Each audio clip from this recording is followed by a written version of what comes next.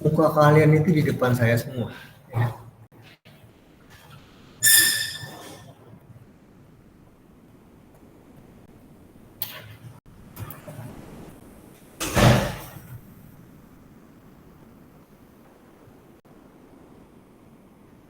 Hisbi, Yulianto,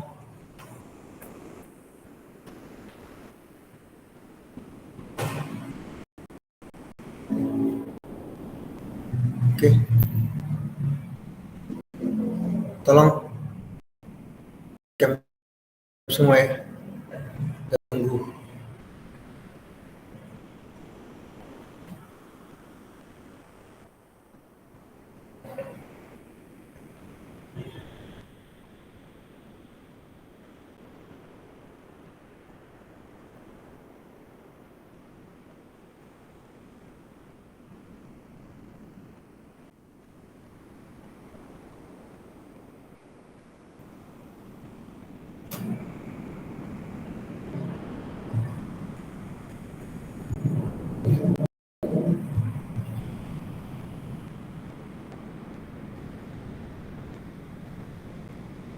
Sekali lagi on cam ya.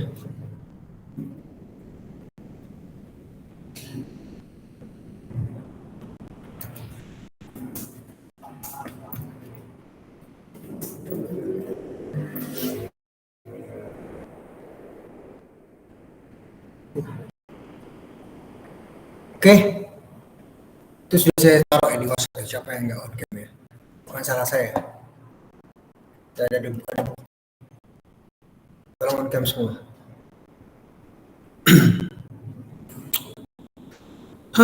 Terkait penanganan dan pengendalian biaya ya.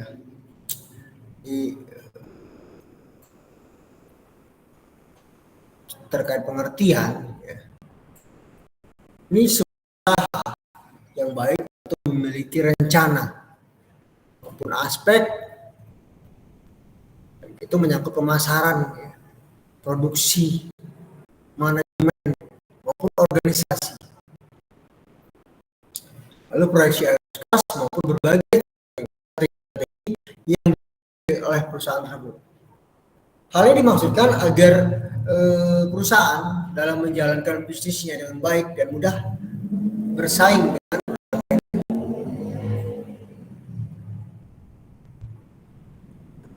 dewasa ini ya dalam kurun waktu beberapa tahun terakhir.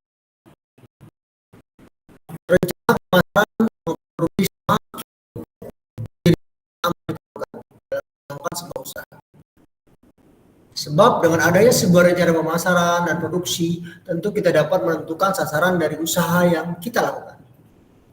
Ini bukan itu aja ya, dengan adanya rencana yang jelas tentu usaha tersebut dapat berjalan dengan baik, lancar, dan dapat mencapai hasil yang memuaskan. Dan terpenting, mencapai target goal sesuai dengan visi misi usaha.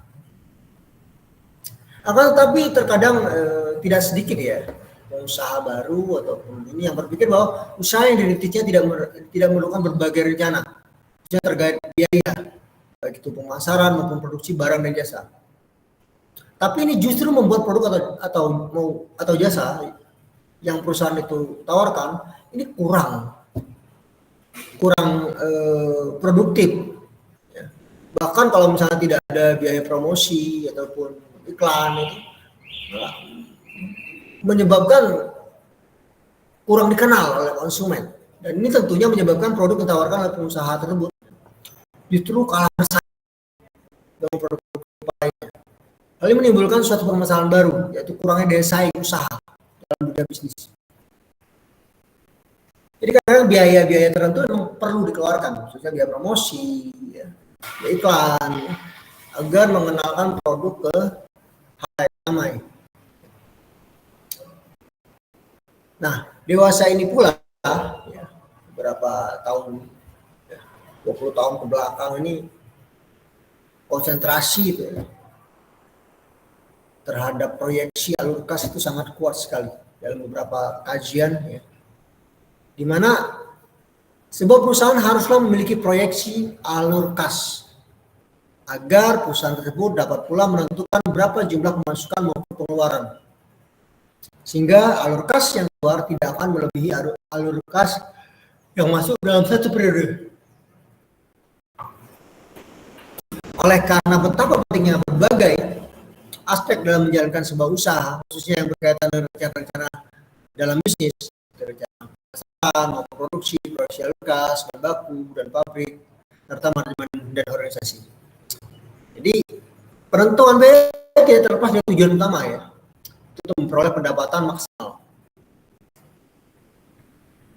Kemarin saya rencananya mau ngajak beberapa rekanan junior saya yang memang akuntansi ya, yang PhD akuntansi,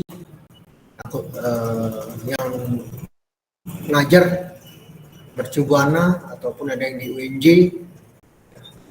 untuk berbagi, tapi mungkin di lain waktu ya, terkait dengan bagaimana pelaporan estimasi biaya ya, untuk laporan terkait dengan akuntansi, biaya pemasaran, biaya produksi, dan lain.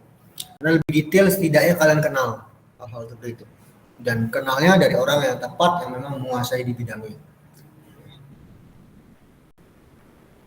Karena estimasi biaya juga harus memperhatikan aspek pemasaran, di mana dalam perencanaan pemasaran nilai biaya dan beban senantiasa dipertimbangkan dalam beberapa keputusan.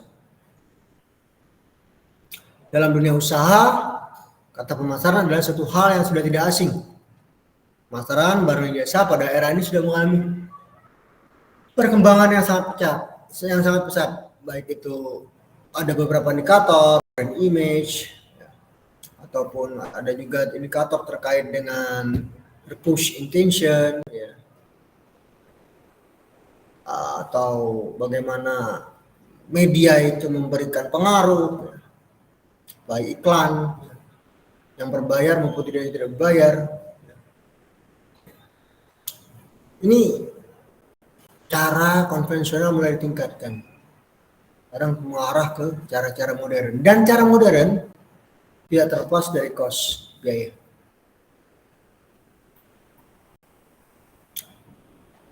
Saya ingat bukunya Anindita 2004 ya.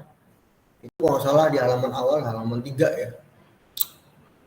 Dia menyebutkan bahwa pemasaran adalah suatu runtutan kegiatan atau jasa yang dilakukan untuk memindahkan suatu produk dari titik produsen ke titik konsumen, sehingga dengan kata lain, tanpa adanya pemasaran maka konsumen tidak akan mendapat barang, jasa, atau gagasan yang mereka butuhkan dari produsen.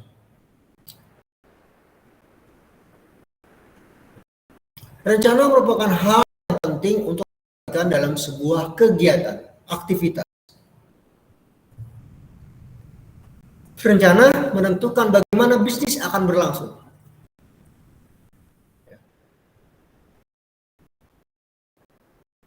Dalam hal ini, rencana yang baik juga turut menentukan keberhasilan usaha yang dijalankan. Adapun beberapa karakteristik yang harus dimasukkan dalam rencana efektif ya. Ini saya mengutip siapa yang paling saya ingat itu adalah yang ini ya, Sungkono ya, 2008. Ini yang paling saya ingat. Saya lampirkan juga halamannya. Nanti kalau misalnya butuh literaturnya nanti saya kasih tahu. Jadi saya mengutip dari Sungkono, rencana efektif itu tidaknya ya, memiliki beberapa komponen penilaian. Pertama, rencana itu harus menyediakan sebuah strategi untuk mencapai misi dan tujuan perusahaan.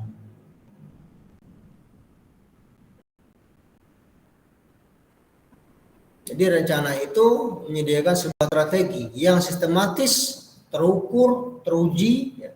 Paling enggak ada dasarnya lah,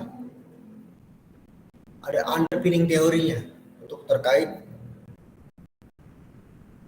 diterapkan atau ditentukan, ya.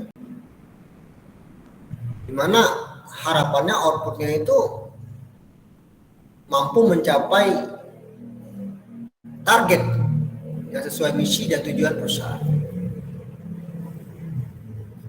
Kedua, rencana tersebut harus didasarkan pada fakta dan asumsi-asumsi yang valid. Ketiga, sebuah organisasi yang layak harus dideskripsikan untuk menerapkan rencana tersebut.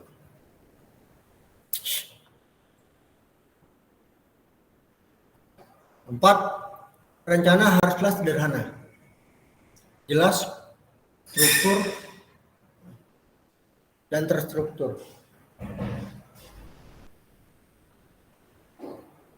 Lalu kelima, keberhasilan rencana itu sangat bergantung pada fleksibilitasnya. Jadi perubahan jika diperlukan harus dilakukan dengan memasukkan skenario bagaimana jika. Ada skenario namanya bagaimana jika. Bagaimana jika opsi ini dipilih, bagaimana jika kebijakan dilakukan, bagaimana jika praktik ini diterapkan. Berikut dengan strategi merespon yang sesuai. Nah, dari sini kita dapat simpulkan ya, bahwa rencana pemasaran bisa disebut fleksibilitas tergantung dengan keadaan yang dihadapi, bukan merupakan rencana stagnan yang tidak bisa dirubah. Jika diperlukan urgen untuk dimodify. Ya.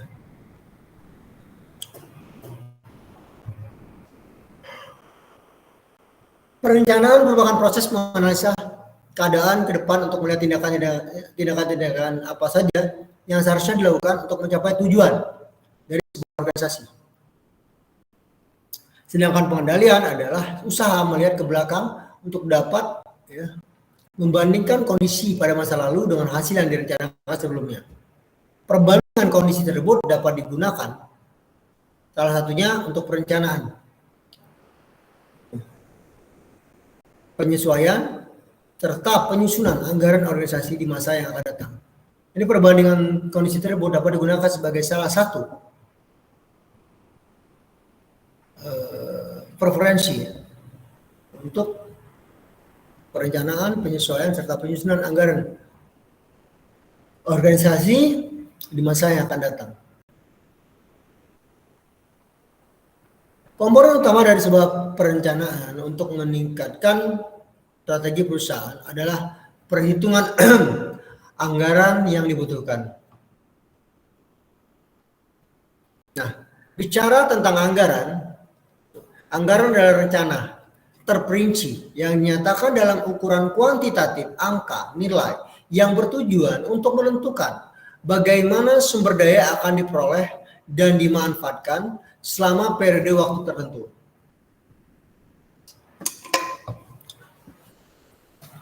Namun, sebelum mempersiapkan anggaran, organisasi atau perusahaan itu lebih dulu harus mengembangkan atau mengusulkan rencana strategis untuk direalisasikan ke depan. Begitupun kalau misalnya kalian suatu saat menjadi pemberi kerja, bukan pencari kerja. Kalian merencanakan suatu rencana bisnis ya. Kalian akan menganggarkan biaya-biaya untuk kebutuhan pengembangan usaha dari awal. Bisa polanya dari investor sepenuhnya dananya, kalian nggak perlu uang. Bisa polanya sebagian dari modal kalian, sebagian dari modal mitra lain, atau bahkan ada yang pola bank, ya, dana dari bank.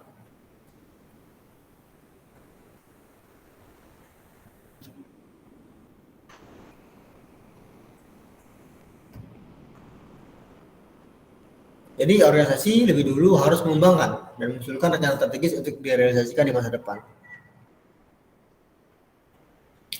Rencana strategis merupakan tahapan identifikasi berbagai strategi aktivitas dan operasional perusahaan di masa depan. Biasanya rencana strategis ini berlaku untuk jangka waktu 5 tahun. Dan kemudian dilakukan proses evaluasi, perbaikan, berkelanjutan. Proses perencanaan dan pengendalian dilakukan oleh manajemen sangat berhubungan berat, ya, sangat berhubungan erat ya dengan anggaran. Karena anggaran merupakan salah satu cerminan kinerja operasional perusahaan dalam aktivitas bisnis. Sampai sini ada pertanyaan?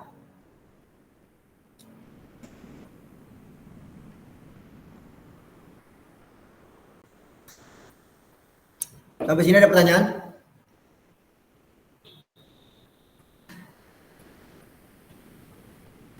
Sampai sini ada pertanyaan?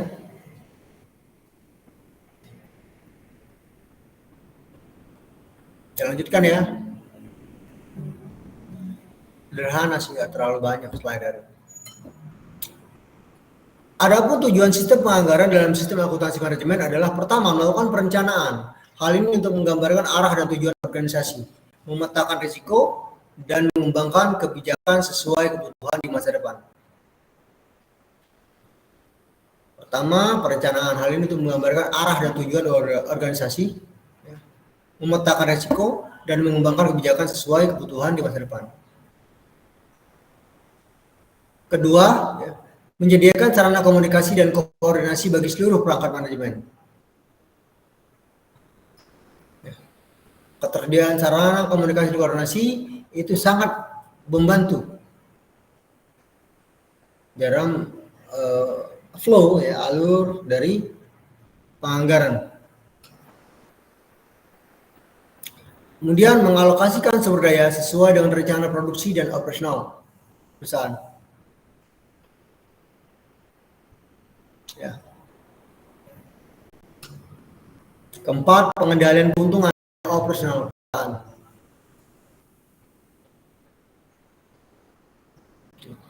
Pada konteks ini kadang-kadang kita harus mengendalikan biaya.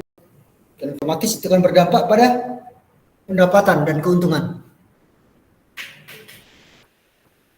Lalu kelima, melakukan evaluasi kinerja dan menyediakan insentif bagi manajemen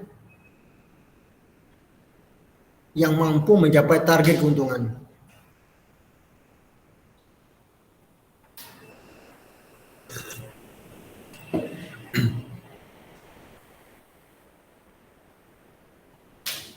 Selanjutnya, ada pertanyaan sampai sini? Silakan. Tidak ada pertanyaan. Lanjut ya. Ada beberapa karakteristik ya penganggaran berdasarkan aktivitas dibandingkan dengan alokasi biaya berdasarkan aktivitas. Di mana anggaran berdasarkan aktivitas diawali dengan aktivitas peramalan terhadap produk atau jasa yang akan diproduksi untuk memenuhi kebutuhan atau keinginan konsumen. Selanjutnya dilakukan pengalokasian aktivitas yang sesuai dengan jenis produk yang akan diproduksi, dan terakhir pengalokasian sumber daya yang akan digunakan selama proses produksi. Berbeda ya, antara pengabdian konteks penempatan ya, alokasi biaya berdasarkan aktivitas akan diawali dengan proses penentuan jenis sumber daya yang akan digunakan. Jadi sebenarnya kalau saya ke bawah bahasa Malaysia ya, di pengalokasian, pengabdian ya. Jadi konteksnya pengalokasian biaya berdasarkan aktivitas akan diawali dengan proses penentuan jenis sumber daya yang akan digunakan. Kemudian penentuan aktivitas yang dilaksanakan, dan lalu pada step terakhir ya, pengalokasian biaya pada objek biaya. Pada konteks ini dapat disimpulkan bahwa sumber daya organisasi ya, baik dipergunakan untuk kegiatan operasional maupun kegiatan non operasional diramalkan dalam bentuk akumulasi proyek biaya yang dinyatakan atau dicatat sebagai objek biaya.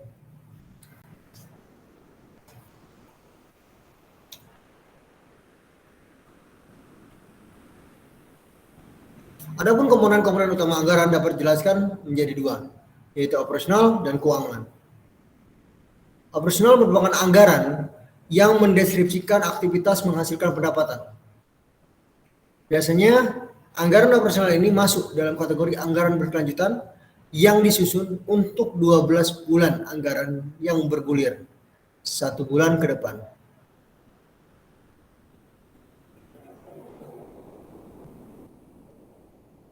Dokumen akhir anggaran ini adalah taksiran laba rugi. Contoh anggaran penjualan, anggaran produksi, dan anggaran penyediaan bahan baku.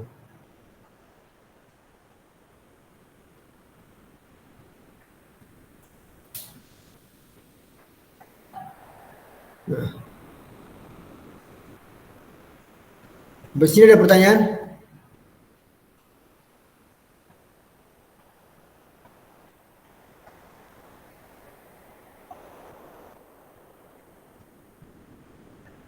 Tolong listriknya, Mak. Listrik.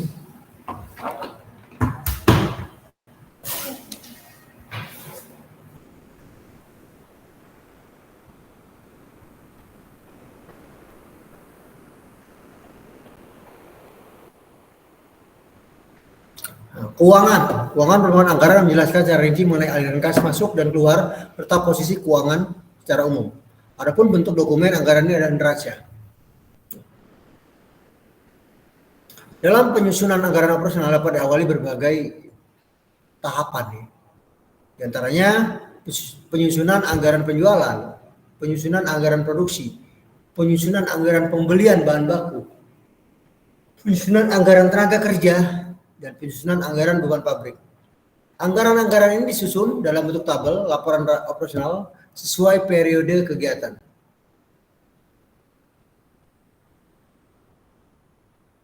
Anggaran penjualan merupakan proyeksi yang disetujui. Jadi anggaran proyeksi yang disetujui oleh bagian keuangan yang menjabarkan target penjualan dalam satu satuan uang dan unit.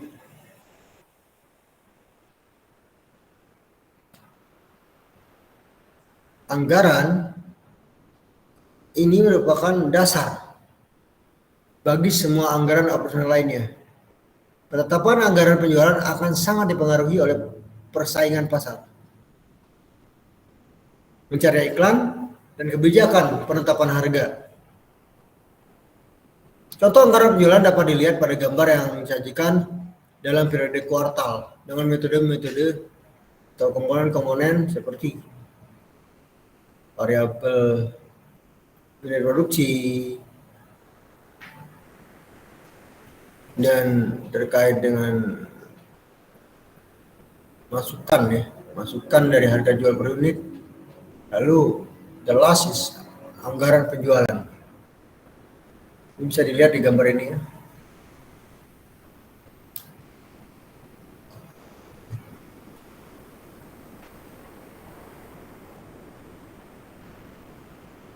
Habis ini ada pertanyaan? Sudah sepertiga ya. Ada pertanyaan? Angkat tangan kalau ada pertanyaan.